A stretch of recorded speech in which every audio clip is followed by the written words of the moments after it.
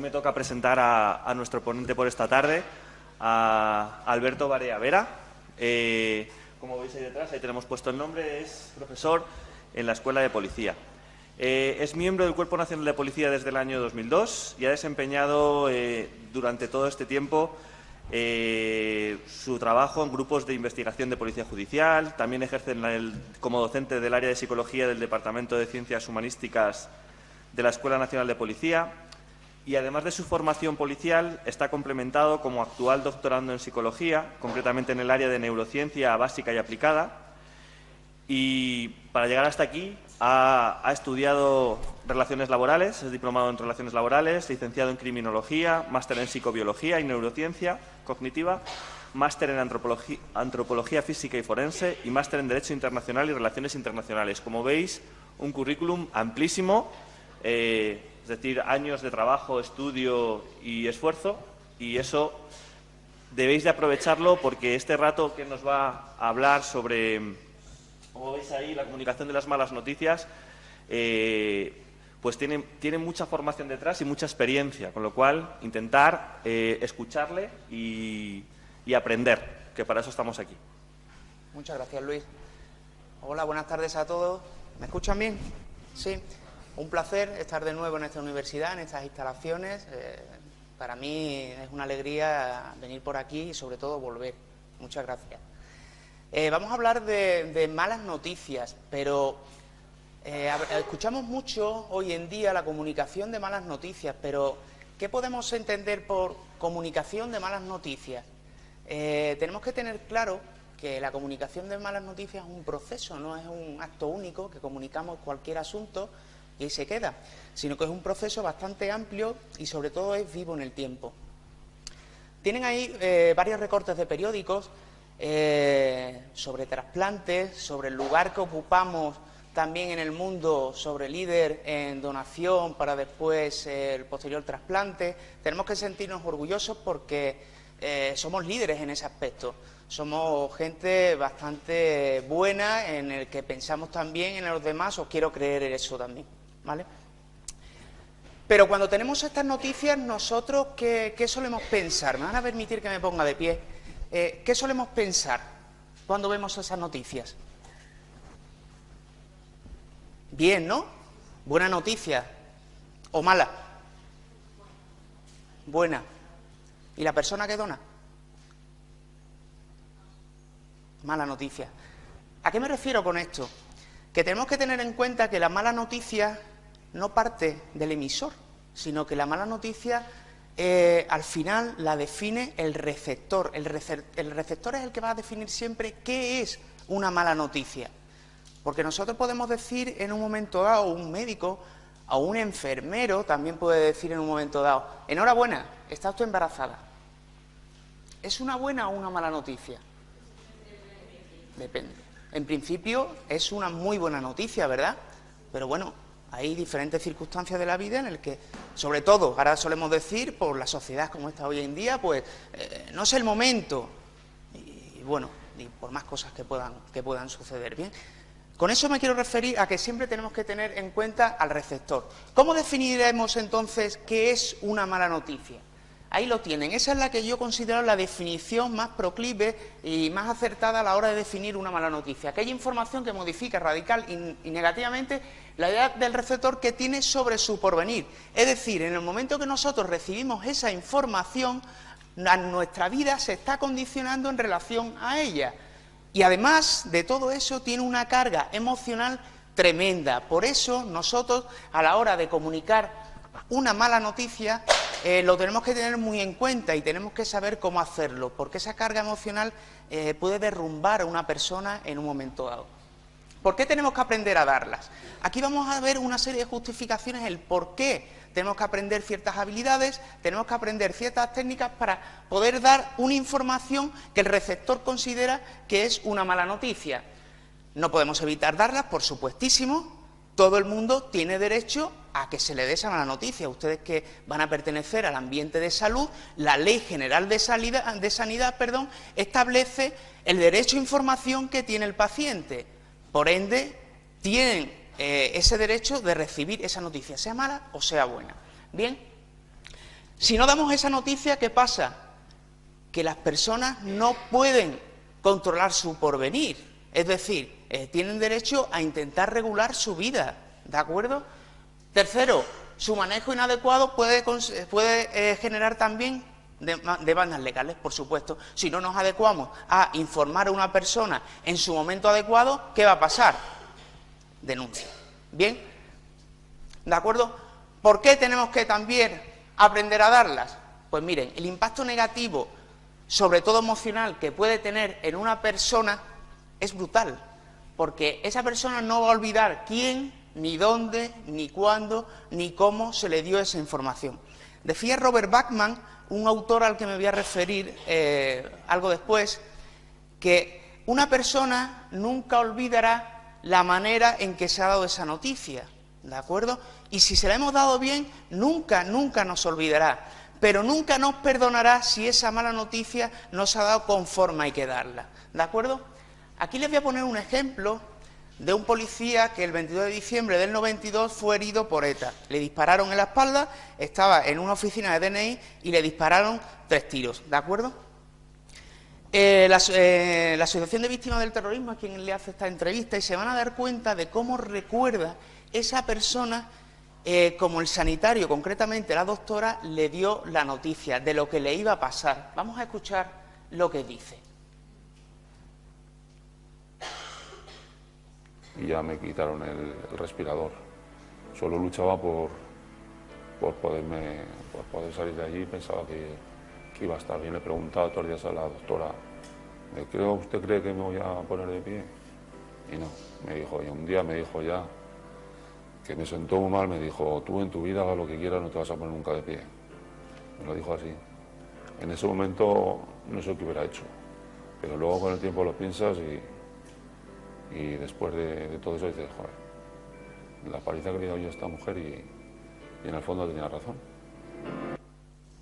¿Han escuchado bien? ¿No han escuchado bien? ¿No se escuchaba? A ver, él no olvida cómo la doctora le dijo que no iba a poder andar en su vida. Él le preguntaba, ¿y qué va a pasar? ¿Qué va a pasar? Le dijo, mira, tú por mucho que hagas, no vas a poder andar en tu vida. ¿Es cierto? Sí. ¿Le ha dicho la verdad? Sí. ¿Ha sido asertiva? Bueno, ya hablaremos de la asertividad. No, ha sido agresiva. Y eso es muy importante. 25 años después, recuerda perfectamente cómo sucedió eso. Es importante. ¿Por qué? Pues lo vamos a ver también. Porque el dar una buena noticia puede reducir la presencia de un trastorno psicopatológico posterior. Es decir, podemos evitar sobre todo, en la gran cuantía de ellos, el estrés postraumático. ¿De acuerdo? Y también manejando los síntomas disociativos, también podemos conseguir con eso que ante un estrés agudo de una situación en el que genere en nosotros también una escena de pánico, por ejemplo, puede evitar también el desarrollo de un trauma posterior. Por eso es muy importante. Imagínense esa persona, cada vez, si se han fijado en su gestualidad, habla de ello y habla como con odio. Es un ataque muy duro en ese aspecto, el no saber cómo comunicar, y no le estaba engañando, ¿de acuerdo? De hacerlo adecuadamente, todo lo contrario, ¿qué vamos a conseguir? Bueno, vamos a aumentar nuestra propia satisfacción, la satisfacción de ustedes como futuros enfermeros. ¿Hay alguien más que no sea enfermero? ¿O no vaya a ser enfermero? Vale, bien, la gran mayoría van a ser enfermeros, serán muy buenos, ¿verdad?, y se van a aplicar el método, ¿cierto? ¿No? Bien. ¿Qué vamos a conseguir? Pues como con muchas otras cosas que ustedes van a conseguir también aprender durante sus estudios de grado, bueno, vamos a aumentar nuestra satisfacción.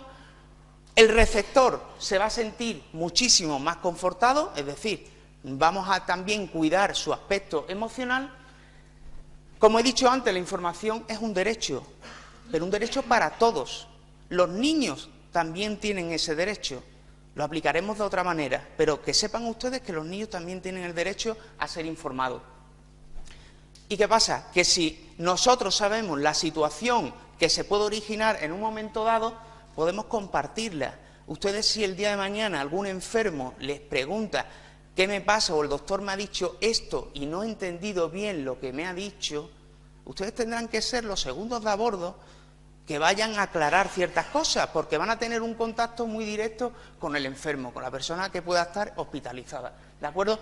Y ellos mismos van a compartir esa información con los demás para sentirse mucho más confortados. ¿Cuáles son las excepciones también para no informar? Lo que se llama también el privilegio terapéutico. Y les digo más, la Ley General de Sanidad también lo contempla, que es cuando la información médica pueda causar un daño psicológico importante para el paciente y además puede agravar el proceso en el que esté inserto. ¿De acuerdo? ¿Cuál es la otra excepción? El rechazo del propio enfermo, que el enfermo no quiera saber nada de lo que tiene ni de lo que le va a pasar. Esas son las dos únicas excepciones en las que nos podemos basar para no informar a alguien. ¿Qué queremos lograr, al fin y al cabo?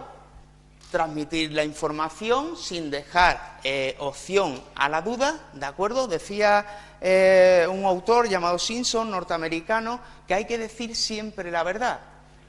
Pueden encontrar muchos estudios sobre ello, pero la gran mayoría dicen que hay que decir la verdad con ciertas características, es decir, como puede ser también la asertividad, la empatía, que vamos a ver posteriormente, ¿de acuerdo? ¿Qué vamos a conseguir con eso?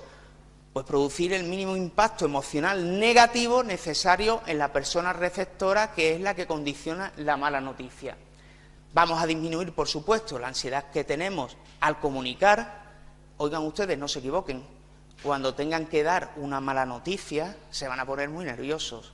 Se lo digo yo por experiencia, no dentro del ámbito sanitario, pero sí dentro del ámbito de la seguridad. Se van a poner muy nerviosos y van a estar deseando que llegue el turno del siguiente para decir, mejor lo das tú, que a mí me ha entrado la risa, ¿verdad? Se van a poner muy nerviosos. No es plato de buen gusto dar una noticia de este tipo, como puede ser una muerte inesperada, ¿de acuerdo? Y sobre todo también para ofrecer apoyo profesional y humano, cosa que ustedes deberán hacer por el trabajo que tienen y por donde están estudiando. Que lo tengan claro, no es ninguna tontería formarse en valores humanos, es importantísimo. Hay que tratar bien a las personas y lo más humanamente posibles. ¿Qué barreras vamos a tener? Vamos a ver el vídeo y ustedes opinarán. Quiero que se fijen en todas las características que puedan ver sobre esta información que le da el médico a una paciente que padece cáncer. Vamos a escucharlo.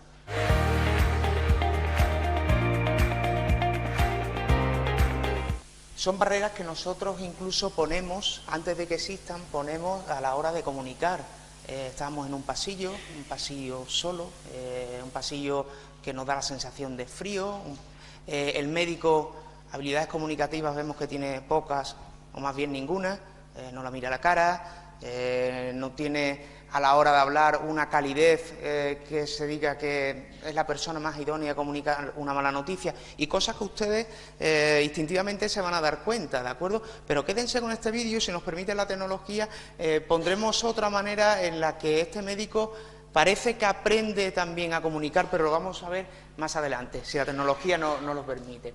¿Cuáles son las barreras existentes? Bueno, parece ser, como muestra ese médico, que puede estar inseguro, no está seguro de lo que le dice, o quizás es más traumático para él decir esa noticia que incluso lo que pueda recepcionar también la paciente, ¿verdad?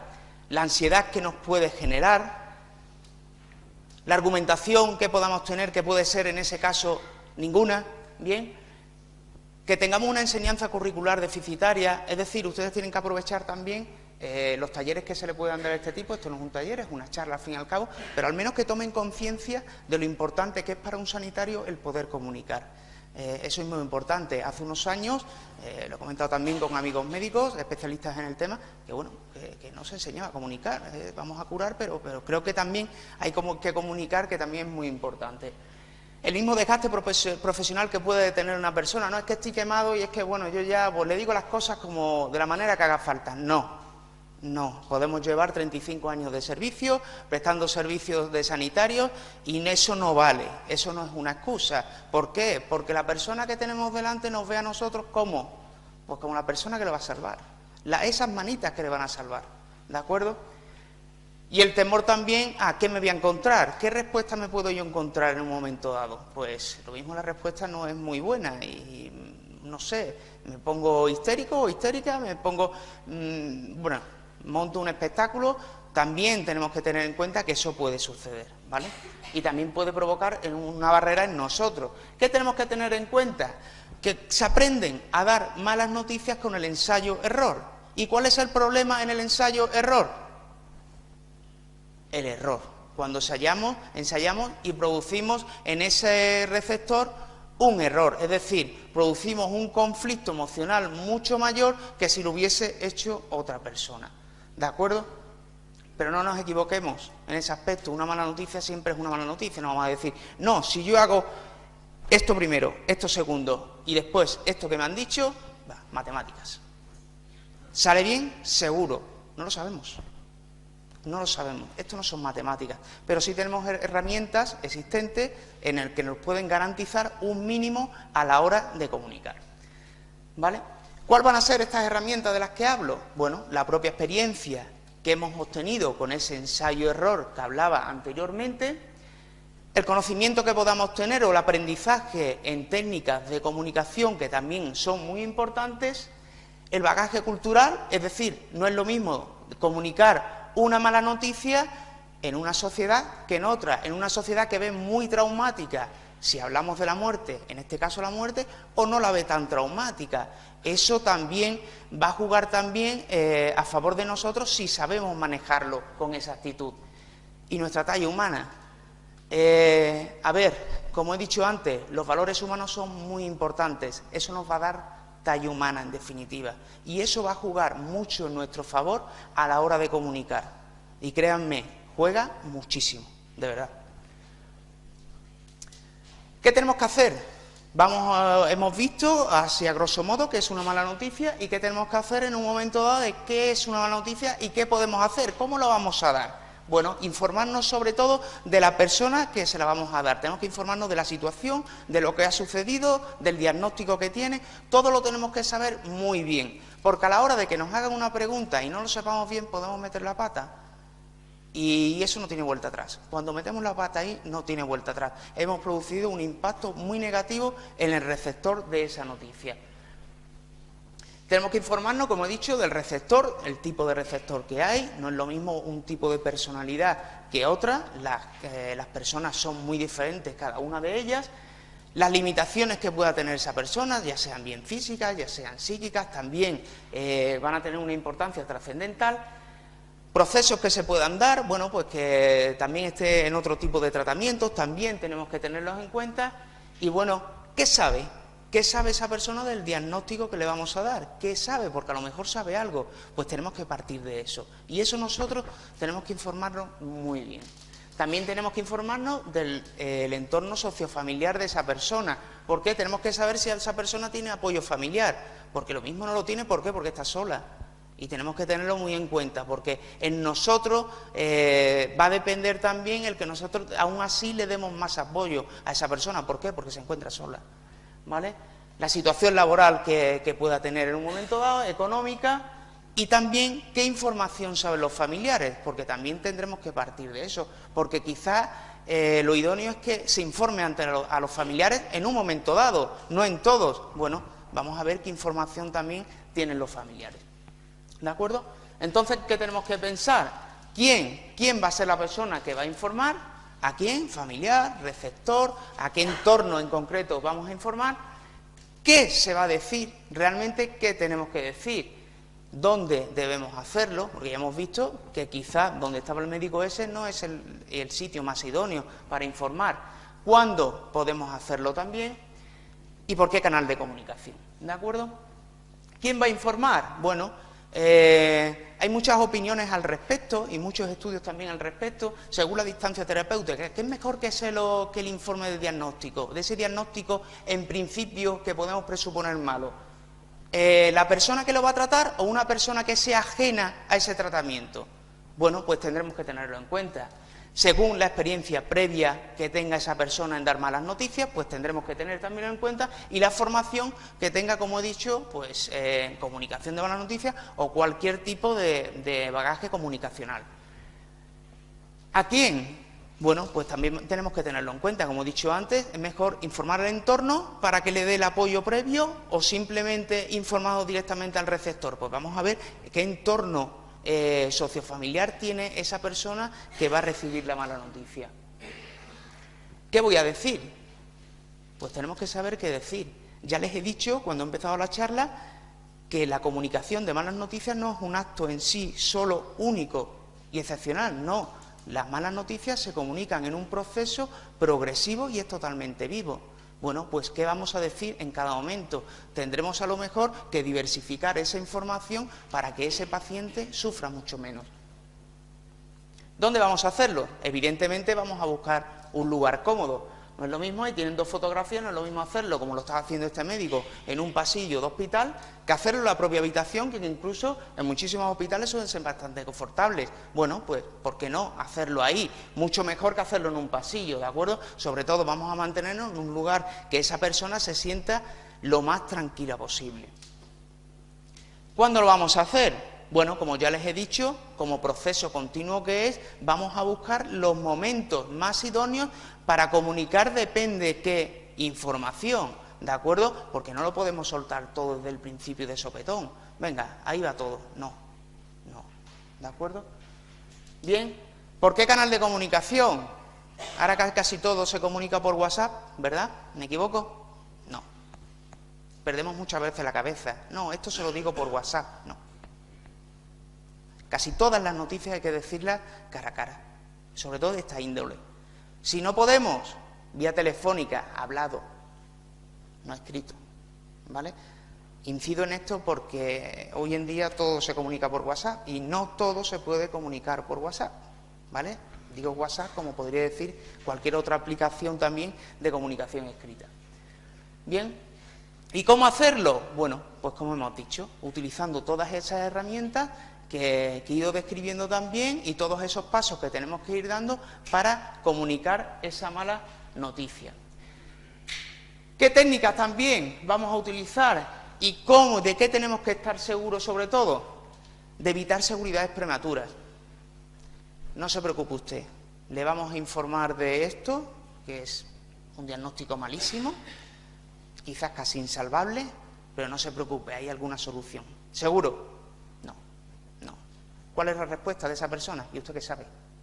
¿Y usted qué sabe si usted no tiene el problema? Tenemos que evitar sobre todo eso, ¿de acuerdo? Los silencios disfuncionales, igualmente, tenemos que evitarlos. Hay silencios que son muy potentes y si lo utilizamos bien nos van a ayudar muchísimo. Pero eso, los que sabemos utilizar, ¿de acuerdo? Además son muy elocuentes muchas veces. La alta reactividad, solemos caer en el fallo de no dejar hablar a las personas. ¿Saben ustedes? Hay un estudio que dice que un médico, cada vez que da una noticia y comunica un diagnóstico a un paciente, el médico suele interrumpir de 12 a 15 segundos. A partir de ese tiempo suele estar interrumpiendo al enfermo. Eso es una alta reactividad. ¿Cuál es una baja reactividad? Dejar a esa persona que hable y que se exprese. Tiene preguntas, tiene dudas, no sabe qué va a ser de esa persona en el futuro. Dejen que pregunte. Y ustedes, los futuros enfermeros, se van a encontrar en esa situación. Cuando le informe de un diagnóstico el médico, ustedes van a estar ahí, bueno, y seguramente le diga a una persona mayor, niña, niño, ¿esto qué me ha dicho que no me he enterado? Y tendrán que estar ustedes ahí para informar a esa persona, ¿vale? Eviten sobre todo el uso de tecnicismos. Es verdad que cada uno en nuestro campo nos encontramos muy cómodos a la hora de usar tecnicismos. Qué bien hablo. ¿Por qué? Porque me he formado y me ha costado mi trabajo. Genial, genial, pero eso es un escudo ante otras personas. No saben qué se les dice. Vamos a hablar de una manera llana, que nos entiendan qué está pasando, ¿vale? Y sobre todo, que no haya contagio emocional. ¿Por qué? Porque si esa persona rompa a llorar, no rompan a llorar tampoco con ella. Mantengan la calma. Porque si no, agravan la situación, ¿de acuerdo? Y pueden decir, no, pero si lloro con esa persona, bueno, la estoy acompañando también en esa emocionalidad que tiene momentáneamente. No, tienen que darle soporte emocional, no contagio, ¿de acuerdo? Bien. Si no sabemos qué decir de forma muy elocuente y aunque parezca de perogrullo, no digamos nada. No hace falta decir nada. Muchas veces, como les he dicho, los silencios son mucho más elocuentes que otra cosa. Vale, no me digan nada más, ya lo sé. Bien, ¿Cuáles son las técnicas que podemos utilizar? Bueno, pues ahí tienen muchas de ellas. La comunicación no verbal, por ejemplo. Con la comunicación no verbal vamos a poder descifrar mucha emocionalidad que puede expresar una persona simplemente por la gestualidad facial. Solamente por eso. Si conocen a Paul Ekman, verán que la gestualidad facial se sabe también. Sabemos cómo una persona se encuentra solamente por su gestualidad. Por la empatía, lo que solemos decir, la empatía, bueno, tú, eso es el cajón desastre. Tú sé empático y se ha arreglado todo. Con la empatía vamos a todos los sitios. ¿Sabemos ser empáticos? ¿Sabemos qué significa ser empáticos? ¿Sí? Ahora bueno. Si somos asertivos, igualmente, es verdad, hay que ser claros, hay que ser honestos, sin llegar a la agresividad ni a la pasividad, que son los dos extremos de la asertividad. Tener baja reactividad, por supuesto, hemos hablado de la reactividad, de los 12-15 segundos, vamos a dejar que esa persona hable. La calidez y cercanía, bueno, pues es un valor también que nos va a ayudar mucho a la hora de comunicar igualmente. Y la escucha activa, es decir, vamos a atender qué nos dice esa persona, porque podemos estar escuchando, pero realmente no estamos interiorizando lo que nos dicen. Bien, vamos a poner un ejemplo en un vídeo, a ver si nos permite que lo veamos.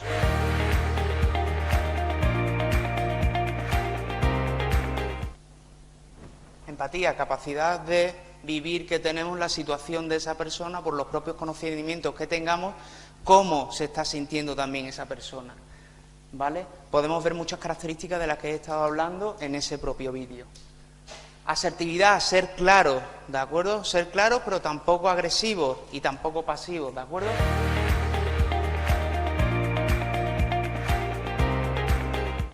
Hay que ser claros, hay que ser honestos, hay que decir la verdad. Quizá, bueno, el Dr. House se pasa un poco, ¿no? Bueno, ya sabemos la actitud que suele tener ante los enfermos, pero bueno, sobre todo ser claros. Aquí tienen otro ejemplo de calidez de cercanía.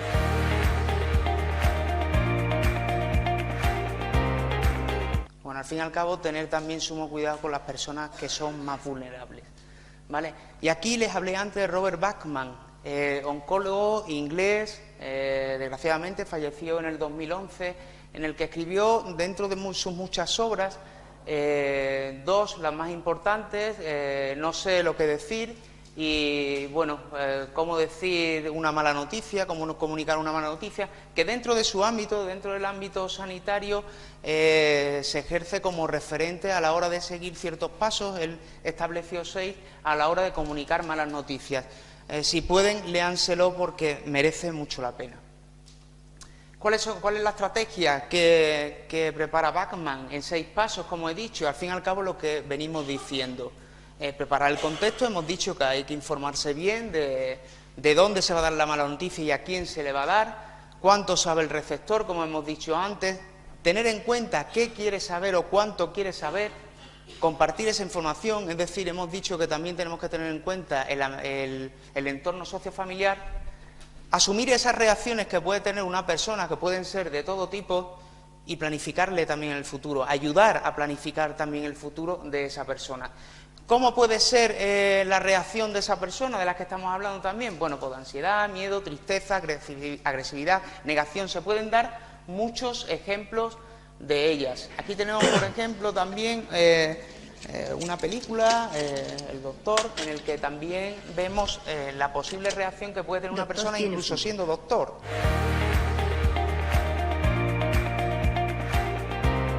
Una de las reacciones que pueden tener las personas, incluso sabiendo del tema, es la negación. Y esa es una de las reacciones mayoritarias que se suelen dar.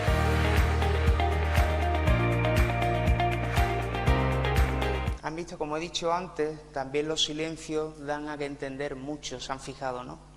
Ya le he dicho claramente lo que puede pasar, ¿vale? Pueden tener una reacción igualmente, una persona mucho más agresiva que simplemente la negación y quedarse, bueno, pues parado, ¿vale? ¿Cómo afrontaremos cuando una persona se desborda emocionalmente? Es decir, se puede poner incluso muy agresiva. Estar serenos, siempre estar serenos, no contagiarnos, por supuesto, de esa reacción, ¿vale? No intentar, por supuesto, calmar y razonar. ¿Por qué? Porque no está en momento de razonar. No va a razonar nunca con nosotros esa persona. Por supuesto, no recurrir al tacto, intentar agarrar a esa persona, decir, bueno, estate tranquila, no funciona. No funciona, tenemos que dejar a esa persona un poco de espacio y de libertad, lo necesita en ese momento. No personalizar esa explosión que va contra nosotros, no, es contra la situación, contra lo que se ha generado en ese momento. Pero, por supuesto, no vean ni lo entiendan como que es contra ustedes, es contra la situación que se está dando en ese momento, ¿vale? Tienen ustedes, eso sí, que valorar si la reacción es socialmente aceptable. No es igual que tiremos un vaso porque nos hemos enfadado muchísimo, porque manda un diagnóstico malísimo, que lo tiremos al suelo y que lo rompamos, a que destrocemos una habitación. Pues evidentemente hay que tener sentido común y no dejar a las personas tampoco llegar a ese estado. ¿De acuerdo? Bien. Y simplemente quiero que tengan en cuenta que la reacción simplemente es una forma de adaptación psicológica que tenemos al momento, es decir, adaptarnos a lo que está pasando. Bien, ¿qué tenemos que intentar garantizar? Bueno, el apoyo de esa persona, por supuesto, respetar totalmente lo que decida en base a la situación futura que se le da a partir de que nosotros le comunicamos esa noticia, intentar aliviar física y psíquicamente, por supuesto, van a ser sanitarios, que lo tengan en cuenta. La confidencialidad, eso por supuestísimo, es que lo doy ya por sabido. Le importa no solamente a esa persona y a su entorno, a quien quiere que le importe, pero no a nadie más, ¿de acuerdo? Y intentar colaborar en todo lo posible con la familia y con todo su entorno y con esa persona misma. Y quiero que vean...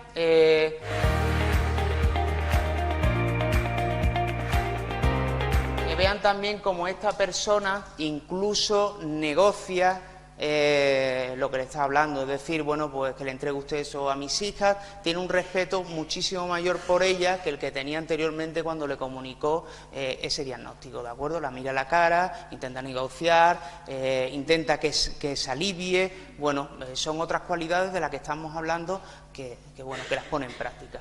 Bien, como conclusión, ¿qué tienen que tener en cuenta? Que dar una mala noticia de forma adecuada ayudará al receptor a sufrir un menor impacto psicológico y facilitará su posterior asimilación a la situación que se le va a generar nueva, porque es una situación totalmente nueva, ¿de acuerdo? Evitando, en lo posible, un estado de confusión e incomprensión de lo que pudiera suceder. Y quiero solamente que tengan en cuenta una cosa.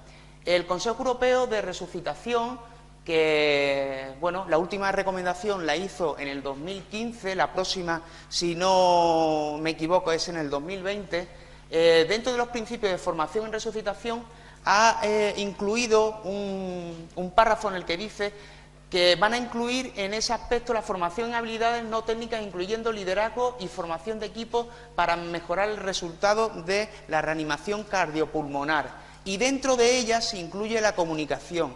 Por eso quiero que lo tengan en cuenta, que es muy importante formarse en estas técnicas comunicativas, ya sea para malas noticias o simplemente para transmisión de información.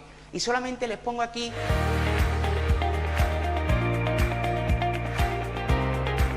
cómo dan la noticia a algunos sanitarios. No es ánimo de crítica, es ánimo de mejorar, crítica constructiva al fin y al cabo. Solamente he querido ponérselo para que tengan en cuenta cómo se estima de oportuno esta formación, ¿de acuerdo? Y solamente una última cosa, dotemos de sólidas raíces a nuestros conocimientos y afán por el servicio, logrando que estos sean perfectibles y cargados de sentido. Con ello, y solamente con ello, simplemente conseguiremos ser más humanos y marcaremos la diferencia en el trato con las personas. Muchísimas gracias por todo.